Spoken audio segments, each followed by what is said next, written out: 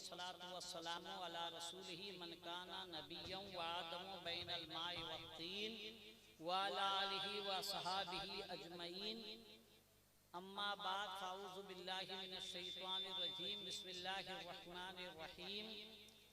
या अय्युहल्लज़ीना आमनू ला तुल्हिकुम अमवालुकुम वला औलादुकुम अन ज़िक्रिल्लाह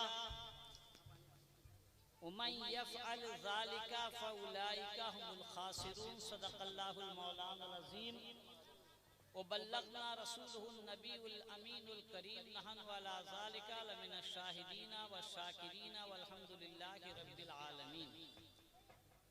मोहतरम बुजुर्गों और दोस्तों, आइए हम और आप मिलकर हमारे और आपके आका दोनों जहां के मालिक व मुख्तार कौनैन के सरदार अहमद मुज्तबा मोहम्मद मुस्तफ़ा सल्लल्लाहु अलैहि वसल्लम के बारगाह रिसालत में एक बार बावाज़ बुलंद दुरूद पाक की डाली छावर करें। पढ़िए अस्सलातु वस्सलामु अलैका या रसूलल्लाह व अला आलिका व सहाबिका या हबीबल्लाह। अस्सलातु वस्सलामु अलैका या नबी अल्लाह व अला आलिका व सहाबिका या नूर अल्लाह। मेरे बुजुर्गों और दोस्तों, अगर आपको अभी चिल्लाने के लिए कह दिया जाए तो फिर यहाँ पर यह समझ में नहीं आएगा कि कौन क्या कह रहा है, लेकिन दुरूद पढ़ने के लिए कही जा रही है तो आप लोग दुरूद पढ़ते वक्त बिल्कुल खामोश हैं। अल्लाह के रसूल सल्लल्लाहु अलैहि वसल्लम फरमाते हैं, जो मुझ पर जितना ज्यादा दुरूद पड़ेगा मेरे उतना ही करीब होगा। पढ़िए एक मरतबा दुरूद पाक। अल्लाहुम्मा सल्ली अला सय्यिदना शफीअना हबीबना मौलाना।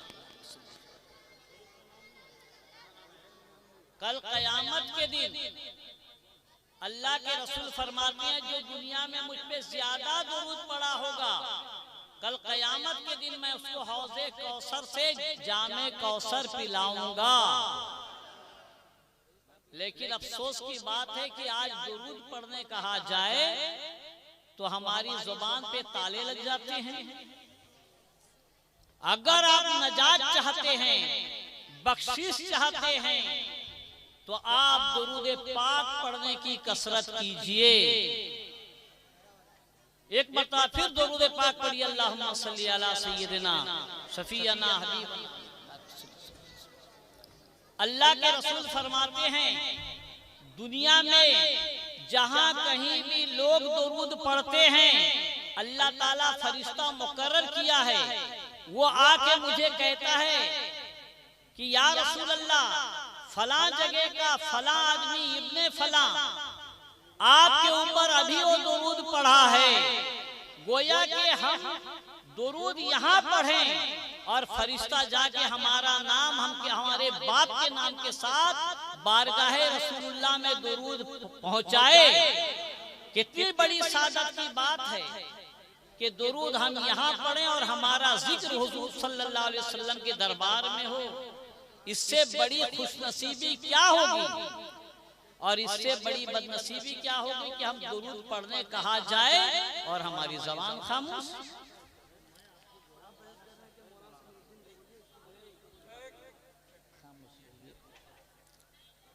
तो मेरे बुजुर्गों और दोस्तों, एक मर्तबा सवाल किया गया, सबसे बड़ा बखील कौन है? तो अल्लाह के रसूल ने फरमाया, सबसे बड़ा बखील, सबसे बड़ा कंजूस वो है जिसके सामने मेरा जिक्र हो, मुझ पर दुरूद ना पढ़े। हम कंजूस उसे कहते हैं जो दुनिया में दौलत खर्च नहीं करता, लेकिन अल्लाह के रसूल कंजूस उसे कहते हैं कि जिसके पास अल्लाह के रसूल का जिक्र हो और वो दुरूद ना पढ़े।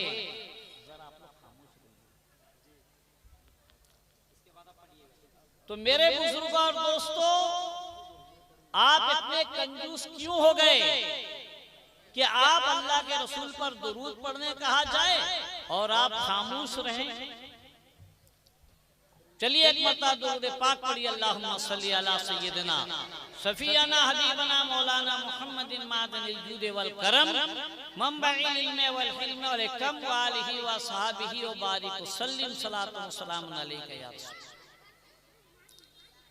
अल्लाह तबारक व तआला इरशाद फरमाता है, या अय्युहल्लज़ीना आमनू, ऐ ईमान वालो, ला तुल्हिकुम अमवालुकुम वला औलादुकुम अन ज़िक्रिल्लाह, कहीं तुम्हारे माल तुम्हारी औलाद अल्लाह के जिक्र से गाफिल ना कर दे। उमय्यफल ज़ालिका फउलाइका हुमुल खासिरून, अगर ऐसा हुआ यानी तुम अल्लाह की याद से गाफिल हो गए तो तुम नुकसान उठाने वालों में। आप ये ना सोचिए कि दुनिया में आपका नुकसान होगा। दुनिया का नुकसान अगर हो जाए तो कुछ दिन के बाद वो नुकसान पूरा भी कर लिया जाता है, लेकिन असल नुकसान जो है वो मरने के बाद कब्र से शुरू होने वाला है।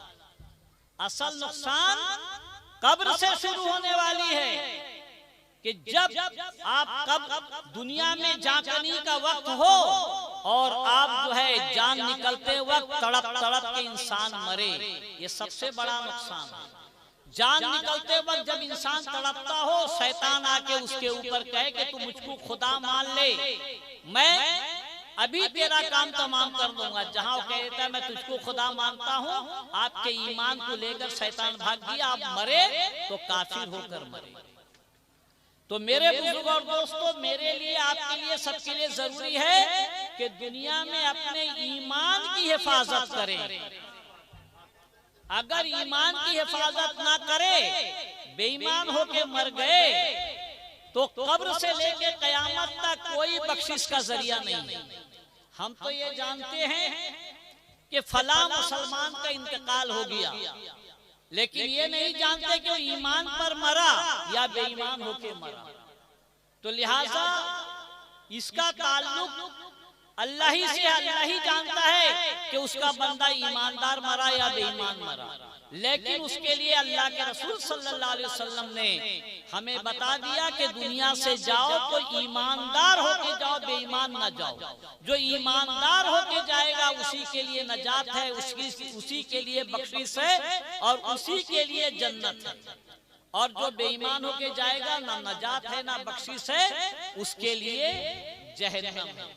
तो इसीलिए अल्लाह ताला ने फरमा दिया, कहीं तुम्हारी औलाद तुमको अल्लाह के जिक्र से नमाज पढ़ने से ना रोक दे, रमजान के रोजे रखने से ना रोक दे, कहीं तुम्हारे माल तुमको जो है नमाज पढ़ने से ना रोक दे, पंज वक्ता नमाज की पाबंदी से ना रोक दे, और ना तुम्हें रमजान के रोजा रखने से ना रोक दे।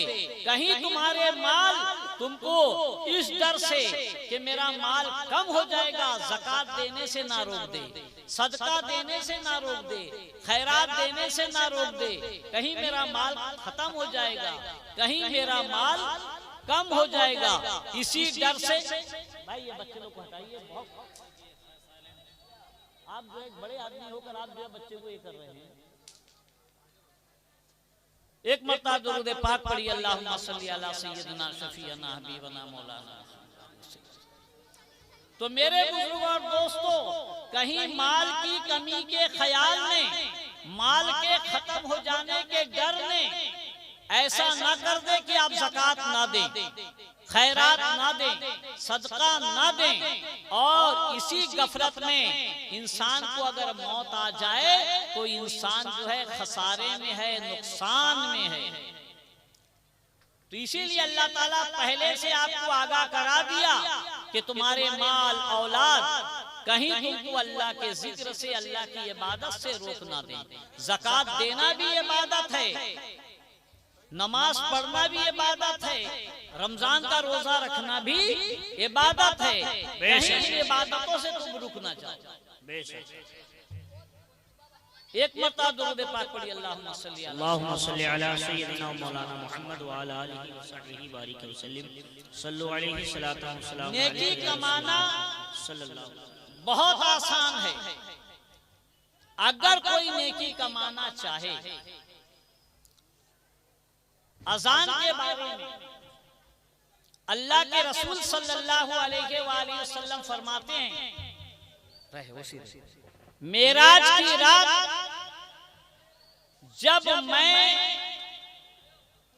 जन्नत में गया तो मोतियों से बने हुए गुंबद देखे। मैंने जिब्रील से कहा, जिब्रील ये किसके लिए है? ना आपकी उम्मत के मौज़िनों के लिए है। सुभान अल्लाह। आपकी उम्मत के जो मौज़िन होंगे उनके लिए अल्लाह ताला ने ये मोतियों के गुंबद जन्नत में बनाए हैं। आज हमारे मौज़िन साहब की तबीयत खराब हो जाए तो अजान देने के लिए एक दूसरे को कहना पड़ता है, भाई तुम अजान दे दो, वो कहता है भाई तुम अजान दे दो, वो कहता है भाई तुम अजान दे दो। क्यों? इसलिए कि हमको अजान देना नहीं आता, हम अजान देना सीखते नहीं। दुनिया के कोई भी मामला हो हम सीखने के लिए तैयार, दुनिया की कोई भी तालीम हम सीखने के लिए तैयार। अगर नहीं तैयार हैं तो दीन का इल्म सीखने के लिए तैयार नहीं है, दीनदार बनने के लिए तैयार नहीं है। नमाज आज तक कितने आदमी हैं जो किसी आलिम दीन से नमाज पढ़ने का तरीका सीखा है? मैं आज पूछता हूँ, आपके यहाँ इतने लोग बैठे हैं, आप बताइए कि आपने नमाज पढ़ना किसी आलिम दीन से सीखा हो? नमाज पढ़ने का कोई तरीका हमारे भाइयों को मालूम नहीं। बस जिसको जैसा देखते हैं वैसा ही वो करने लग जाते हैं। वो सोचते हैं कि नमाज पढ़ने का यही तरीका है। बहुत सारे भाई हमारे हैं जिनको वजू बनाना नहीं आता। मैंने इसी जुमे को एक आदमी को अपने ईदगाह मस्जिद में वजू बनाते देखा। एक मर्तबा वो किया ना हाथ धो लिया, पैर धो लिया, मुंह में पानी डाल लिया, कुल्ली कर लिया, सब कुछ कर लिया एक एक मर्तबा।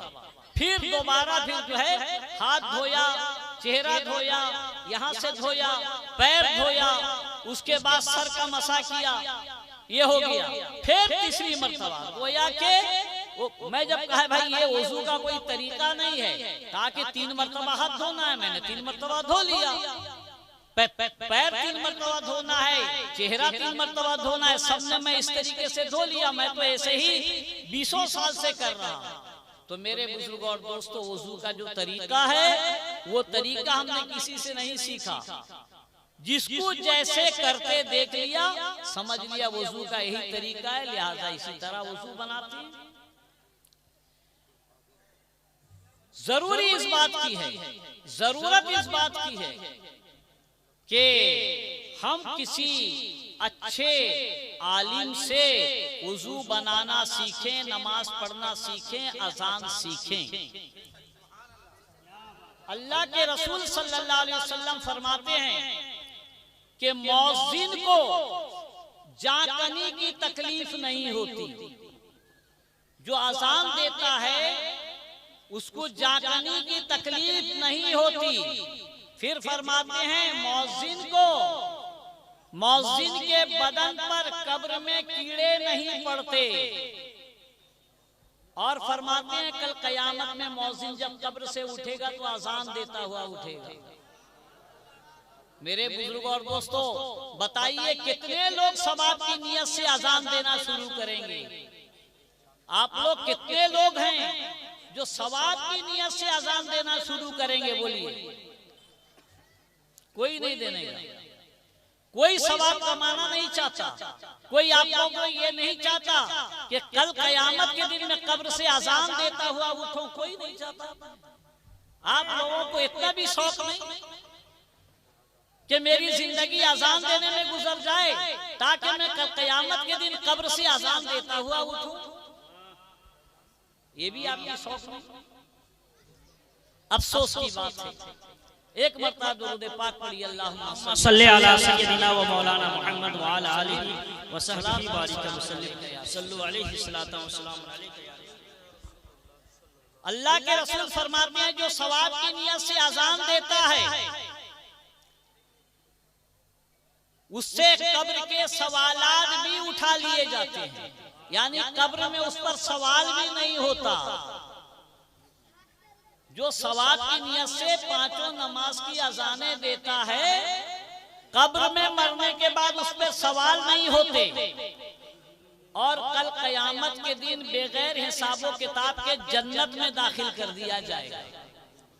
यानी जो सवाब की नियत से अजान दे उसके लिए अल्लाह के रसूल सल्लल्लाहु अलैहि वसल्लम ने फरमा दिया कि कल कयामत में उसका भी हिसाब नहीं लिया जाएगा, बल्कि बगैर हिसाब के जन्नत में दाखिल कर दिया जाएगा।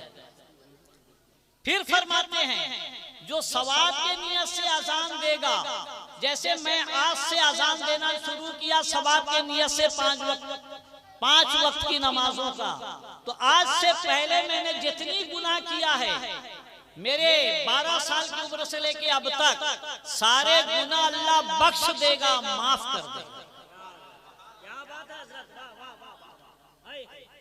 यानी गुनाह बख्शवाने का जरिया है अजान।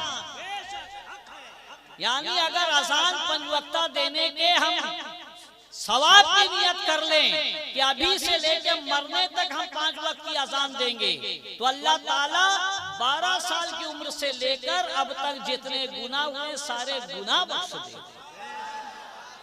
तो अल्लाह ताला ने गुनाह बख्शवाना आप पर आसान किया कि नहीं किया?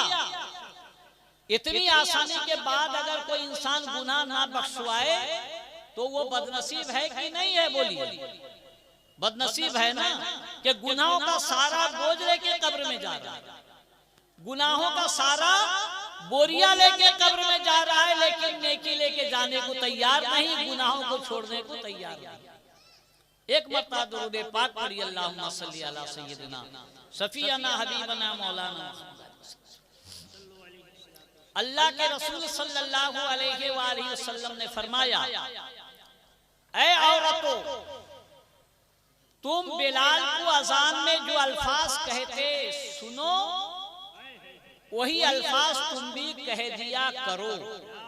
यानी मौजिन कहता है अल्लाहु अकबर अल्लाहु अकबर, मौजिन चुप हो गया, तुम फौरन कह दो अल्लाहु अकबर अल्लाहु अकबर। मौजिन जब कहे अशहदु अल्ला इलाहा इल्लल्लाह, उसके चुप होते ही तुम भी कह दो अशहदु अल्ला इलाहा इल्लल्लाह।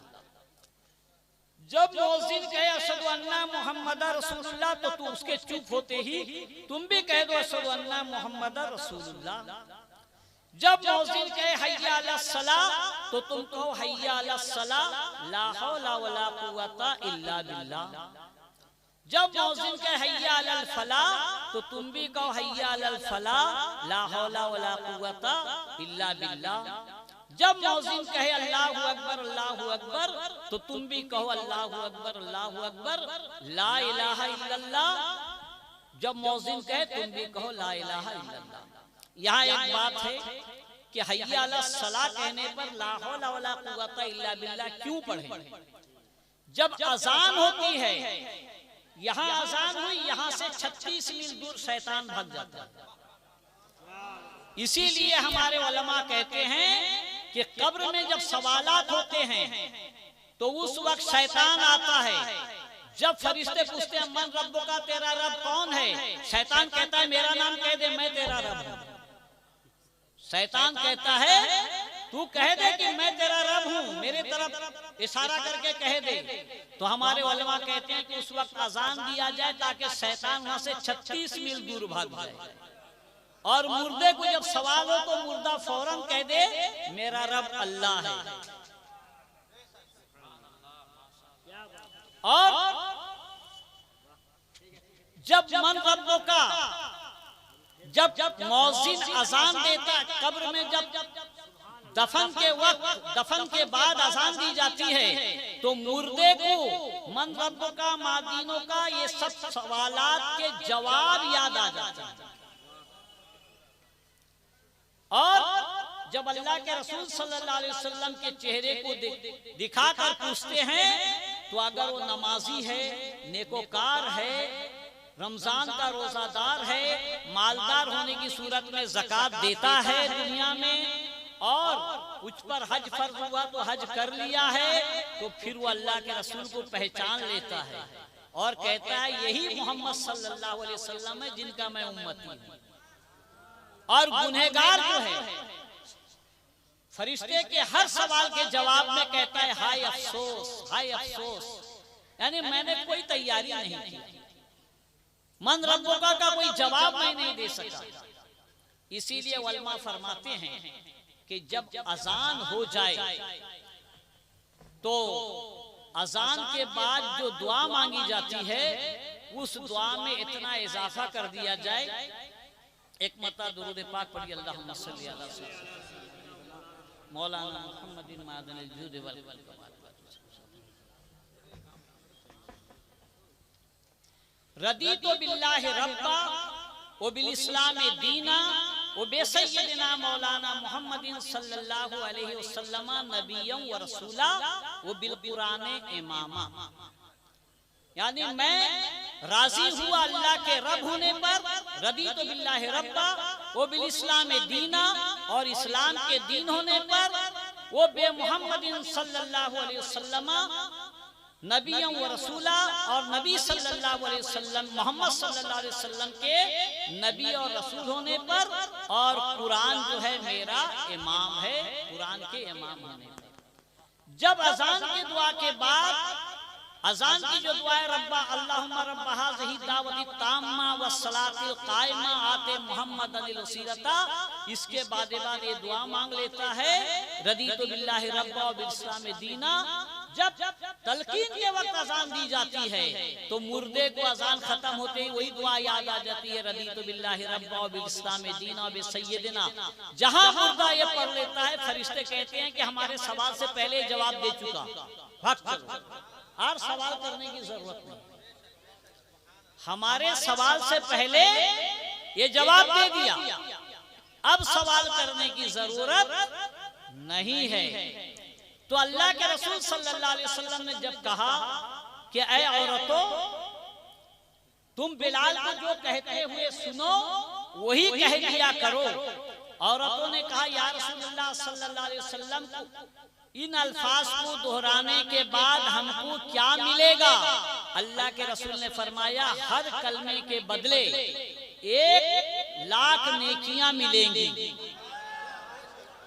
1000 गुना बख्श दिए जाएंगे, 1000 दर्जे बुलंद किए जाएंगे। अब गिनिए अजान में कितने कलमे हैं? एक अजान में अल्लाहु अकबर कितने कलमे हुए? 2 कलमे हुए। अल्लाहु अकबर एक कलमा, दोबारा अल्लाहु अकबर एक कलमा, कितना हो गया? 2। तो मौज़िन जो है पहले कितना कलमा कहते हैं? अल्लाहु अकबर अल्लाहु अकबर अल्लाहु अकबर अल्लाहु अकबर, कितने कलमे हो गए? 4 कलमे हो गए। अशहदु अल्ला इलाहा इल्लल्लाह 2 मरतबा, 2 कलमे, कितने हो गए?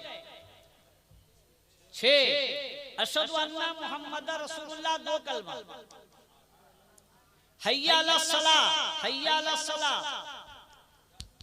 हय्या अलल फलाह, हय्या अलल फलाह, अल्लाहु अकबर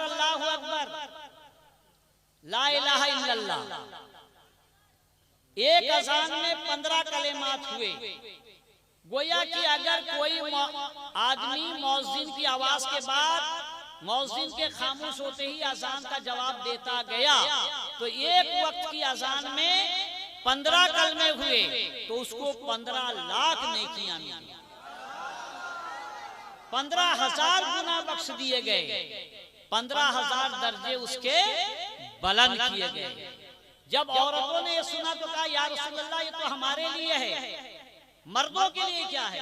अल्लाह के रसूल ने फरमाया, इसका 2 गुना, यानी 30,00,000 नेकियां मिलेंगी, 30,000 गुना बख्श दिए जाएंगे और 30,000 दर्जे बुलंद किए जाएंगे। आप 5 वक्त की नमाज में आप कितने कलेमात हो गए? आप गिन लीजिए। 5 वक्त के अजान में, एक वक्त की अजान में अगर 15 कलमा हुआ तो 5 वक्त की अजान में कितना हुआ? 75। फजर की अजान में 2 कलमे और हैं, अस्सलातु खैरुम मिनन नौम, कितने हो गए? 77 लाख नेकियां, 77,000 गुना बख्शे जाएंगे, 77,000 दर्जे बुलंद किए जाएंगे और 77 लाख नेकियां मिलेंगी औरतों को। मर्द तो इसका डबल कर लीजिए, कितना होगा 77 का डबल? 1,44,000 1,44,000 1,44,000 जो है 1,44,00,000 नेकियां मर्दों को मिलेंगी 5 वक्त में, और 1,44,000 उनके गुनाह बख्श दिए जाएंगे, और 1,44,000 उनके दर्जे बुलंद किए जाएंगे। तो कितना बड़ा सवाब आप देख लीजिए। अल्लाह ताला आपको बख्शने के लिए, आपके गुनाह को बख्श देने के लिए और आपकी नेकियों को बढ़ाने के लिए कितना बड़ा अजर सवाब अल्लाह ताला दे रहा है। और वहीं सुन लीजिए, अल्लाह के रसूल सल्लल्लाहु अलैहि वसल्लम फरमाते हैं, जो अजान के वक्त बातें करता है मरते वक्त कलमा नसीब नहीं होगा, यानी बेईमान होके मरेगा। आज ये हालत हमारी है कि जब अजान होती है तो हम दुनिया की बातें करते रहते हैं, झगड़ा करते रहते हैं। उधर मौज़िन हमको अल्लाह की तरफ बुलाता है, हम यहाँ पर जो है शैतान की तरफ भागते हैं, झगड़ा कर रहे हैं, दुनिया की बातें कर रहे हैं, बिजनेस की बातें कर रहे हैं, कारोबार की बातें कर रहे हैं।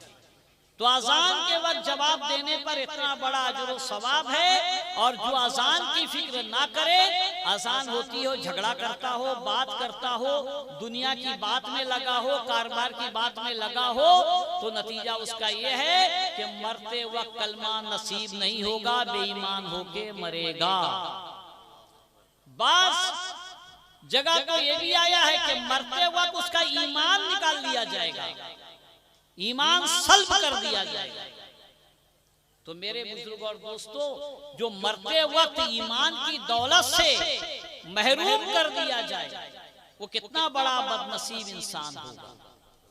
आप खुद ही अंदाजा लगाएं कि जिसका मरते वक्त ईमान छीन लिया जाए, या जिसको मरते वक्त कलमा तैयबा नसीब ना हो। मेरे वालिद साहब कसाब महल्ला मस्जिद में करीब 55 साल इमामत की। मेरे वालिद साहब बताते थे कि मुझको एक आदमी के इंतकाल की खबर दी गई कि उसको जाकनी 3 दिन से हो रही है, जान नहीं निकल रही है, चल के आप सूरह यासीन पढ़ दीजिए। वालिद साहब बताते हैं कि मैं सूरह यासीन पढ़ता गया और वो गाली बकता गया। जब मेरा सूरह यासीन खत्म हुआ, उसका इंतकाल हो गया। तो जो इंसान दुनिया में जो शुगल अपना लेता है, गाली देना, तिजारत करना, बिजनेस करना, वही मरते वक्त भी करने लग जाता है। तो मेरे बुजुर्ग और दोस्तों, और एक बात बता रहे थे कि बुढ़िया का, कि एक बुढ़िया को 2-3 रोज से जाकनी हो रही थी, नहीं मर रही थी। वालिद साहब को बुलाया गया कि आप इमाम साहब हैं, चलिए सूरह यासीन पढ़ दीजिए, वो बुढ़िया मर जाए। वालिद साहब कहते हैं कि मैं सूरह यासीन पढ़ना शुरू किया। बुढ़िया कहती है, मेरी बड़ी बहू मेरा जेवर ले गई, मेरी छोटी बहू मेरा फलां जेवर ले गई, मेरा जो है बड़ा बेटा मेरा इतना रुपया ले गया। गोया कि वो इसी चक्कर में करती रही। वालिद साहब कहते हैं, मैं सूरह यासीन खत्म करके उसके घर से निकला तो मालूम हुआ कि ऐसी बकते बकते इंतकाल कर गया। यानी ऐसे आदमी को ईमान नसीब नहीं होती, ईमान की दौलत नसीब नहीं और कलमा तक नसीब नहीं होता। जो लोग दुनिया में यही करते रहते हैं कि मेरा पैसा, मेरी दौलत, मेरी जमीन, मेरी जायदाद, मेरा घर, मेरा सोना, मेरा चांदी, तो नतीजा ये होता है कि उनको मरते वक्त कलमा तैयबा नसीब नहीं होता। तो मेरे बुजुर्ग और दोस्तों, दुनिया की दौलत कब्र में जाने वाली नहीं है, जाएगी तो ईमान की दौलत जाएगी, और जाएगी तो आपकी नेकियां जाएंगी, आपकी नमाजें जाएंगी, आपका रोजा जाएगा, आपका हज जाएगा, आपकी ज़कात जाएगी। गोया कि जो नेकी आप करे हैं कब्र में उसी को लेके जाएंगे। ये दुनिया के माल को लेके जाना नहीं है। अगर कोई गया है तो आप दिखाइए कि दुनिया का माल लेके वो कब्र में गया है। तो ऐसे बहुत सारे वाक़ियात हैं। एक मरतबा दुरूद पाक पढ़िए, अल्लाहुम्मा सल्ली अला सय्यदिना शफीअना हबीबना मौलाना मुहम्मदिन मादनिल जूद वल। मेरा वक्त तो करीब करीब खत्म हो चुका है, लेकिन 1-2 बात कह के मैं रुखसत हो जाऊंगा। बताइए आज से आप लोग अजान का जवाब देंगे कि नहीं देंगे? देंगे ना? अजान के वक्त बातें तो नहीं करेंगे। अजान सुनने के बाद मस्जिद को नमाज पढ़ने आएंगे कि नहीं आएंगे? आएंगे ना? हाथ उठाने में कोई पैसा नहीं लगता। आप मेरे सामने हाथ उठा देते हैं, मैं इसका गवाह बन गया, लेकिन देख रहा है अल्लाह। कल कयामत के दिन जब आप अजान का जवाब नहीं देंगे, नमाज पढ़ने नहीं आएंगे, मेरी गवाही होगी। और आपको जब पूछेगा अल्लाह कि तुमको नमाज पढ़ने के लिए कोई कहा था, तुम्हें अजान का जवाब देने कोई कहा था, उस वक्त आप कहेंगे नहीं, तो गवाह में मैं पेश किया जाऊंगा, क्योंकि मैंने अपना काम कर दिया। आपसे वादा लेकर मैं आपका गवाह बन गया। जब मौज़िन अज़ान देता है, उसकी आवाज जहां तक जाती है, वहां तक उत्तर से दक्षिण, पूरब से पश्चिम, आसमान और जमीन के नीचे जहां तक उसकी आवाज जाती है, हर कंकर, पत्थर, पेड़, पौधा, यहाँ तक के दरिया की मछलियां सब उसके लिए मगफिरत की दुआएं करते हैं। तो अजान देने वाला मौज़िन, अजान देने वाला कितना खुश नसीब होता है कि उसके लिए मगफिरत की दुआएं समुंदर की मछलियां करें, दरिया की मछलियां करें, तालाब की मछलियां करें, पेड़ पौधे जो उसकी अजान सुने वो सब उसके मगफिरत की दुआ करें। तो बताइए मौज़िन ईमान के साथ दुनिया से जाएगा या बेईमान होके जाएगा? तो आप अंदाजा लगाइए कि अगर ईमान के साथ जाना है तो आप भी अजान देना सीखिए, सवाब की नियत से आप अजान दीजिए। कल कयामत के दिन अल्लाह ताला तमाम दुनिया की मस्जिदों को कहेगा कि तुम जन्नत में जाओ। वो मस्जिदें कहेंगी कि हमारे अंदर नमाज पढ़ने वालों को भी हमारे अंदर कर दे। हम जाएंगे तो इमाम को लेकर, मौज़िन को लेकर, जो हमारे मुक्तदी थे उनको लेकर हम जन्नत में जाएंगे। अगर आपको जन्नत में जाना है तो मस्जिद के मुक्तदी बन जाइए, 5 वक्त की नमाज के पाबंदी कर लीजिए। कल कयामत के दिन ये मस्जिद को जब जन्नत में जाने का हुक्म होगा तो इमाम मौज़िन को लेने के साथ साथ सारे मुक्तदियों को मस्जिद लेकर जन्नत में जाएगा। तो जन्नत इंसान खोजता है, लेकिन जन्नत दुनिया में मिल रही है तो उसको लेने को तैयार नहीं है। और मरने के बाद कहते हैं हमारे अब्बा का इंतकाल हो गया, दुआ कर दीजिए अल्लाह उनकी मगफिरत कर दे, जन्नत में दाखिल कर दे। तो मगफिरत की दुआ मैं अगर अपनी जिंदगी में नहीं किया तो मेरे बाद मेरे बच्चे या मेरे वारिस जो दुआ करेंगे उस दुआ का कोई भरोसा नहीं है। इसीलिए मैं खुद 5 वक्त नमाज पढ़ूंगा तो 5 वक्त की नमाज में मुझको दुआ करने की तौफीक मिलेगी। नमाज के बाद मैं जब दुआ करूंगा तो कहूंगा अल्लाहुम्मा अग़फ़िरली वले वालिदैया वलिल मुमिनीना यौमा यक़ूमुल हिसाब। ऐ अल्लाह मुझे बख्श दे, मेरे माँ बाप को बख्श दे और तमाम मोमिनीन को बख्श दे। जब मैं अपने लिए दुआ करूंगा तो मैं भी बख्शा जाऊंगा, मेरे माँ बाप भी बख्शे जाएंगे और तमाम मोमिनीन भी बख्शे जाएंगे। अल्लाह ताला ने ये दुआ कुरान में हमें सिखा दिया कि तुम दुआ मांगो अल्लाहुम्मा अग़फ़िरली वले वालिदैया वलिल मुमिनीना यौमा यक़ूमुल हिसाब। ऐ अल्लाह मुझे, मेरे माँ बाप को, तमाम मोमिनीन को कयामत के दिन बख्श देना। अगर मैं खुद अपने लिए दुआ ना किया तो फिर दूसरा दुआ करेगा, उसकी दुआ कबूल हो या, लेकिन मैं जो दुआ मांग रहा हूँ ये जरूर कबूल होगी, क्योंकि अल्लाह ताला ने इस दुआ को कुरान में बताया है कि तुम दुआ मांगो अल्लाहुम्मा अग़फ़िरली वले वालिदैया वलिल मुमिनीना यौमा यक़ूमुल हिसाब। तो मुझको यकीन है कि ये जो दुआ मैं मांग रहा हूँ अल्लाह मेरी इस दुआ को कबूल करेगा, क्योंकि कुरान की बताई हुई दुआ है। कुरान में अल्लाह ताला ने इस दुआ को बताया। जब मैं 5 वक्त नमाज पढ़ूंगा तो मुझे दुआ मांगने की तौफीक भी आ जाएगी और मैं अपनी मगफिरत, अपनी बख्शिश, अपने माँ बाप की मगफिरत और बख्शिश और तमाम मोमिनीन के लिए भी मगफिरत और बख्शिश की दुआ कयामत के दिन के लिए मांग सकता हूँ, मांगूंगा। और जब मैं नमाज ही नहीं पढ़ूंगा तो मुझको दुआ मांगने की तौफीक भी नहीं मिलेगी।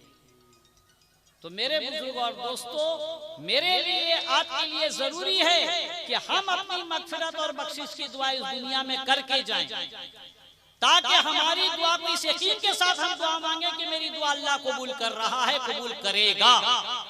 तो मरने के बाद कोई जरूरत नहीं है कि मेरे लिए जो है फला दुआ करे, अमका दुआ करे, वो दुआ करे, पता नहीं उस दुआ करेगा कि नहीं करेगा। लिहाजा आप अपने लिए मगफिरत की दुआ खुद ही दुनिया में करिए, इस यकीन के साथ कि मैं नमाज पढ़ता हूँ, नमाज के बाद मैं दुआ मांग रहा हूँ, अल्लाह ताला मेरी दुआ को कबूल कर रहा है। जब आप ये 5 वक्ता नमाज, आपकी जिंदगी अगर 60 बरस की है, आप 12 बरस की उम्र से नमाज शुरू किए, 60 बरस की उम्र तक आप जब 5 वक्ता नमाजी बने हैं और 60 बरस की उम्र तक आप ये दुआ मांगते रहे हैं कि अल्लाहुम्मा इग़फिरली व लिवालिदैया व लिलमुमिनीना यौमा यक़ूमुल हिसाब, तो 60 बरस के मुद्दत में तो आपकी दुआ जरूर अल्लाह कबूल किया होगा और जरूर आपकी मग़फ़िरत हुई होगी।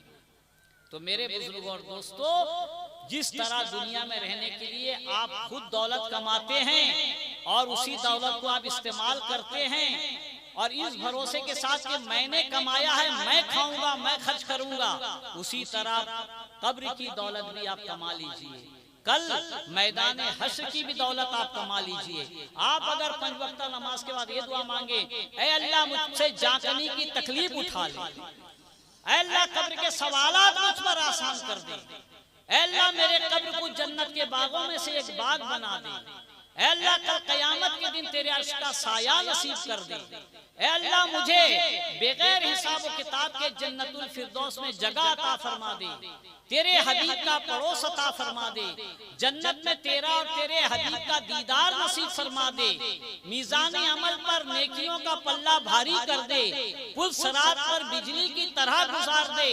जब आप ये दुआ को अगर 50 साल तक मांगते हुए दुनिया से जाएंगे तो यकीनन अल्लाह ताला आपकी दुआ को कबूल करेगा।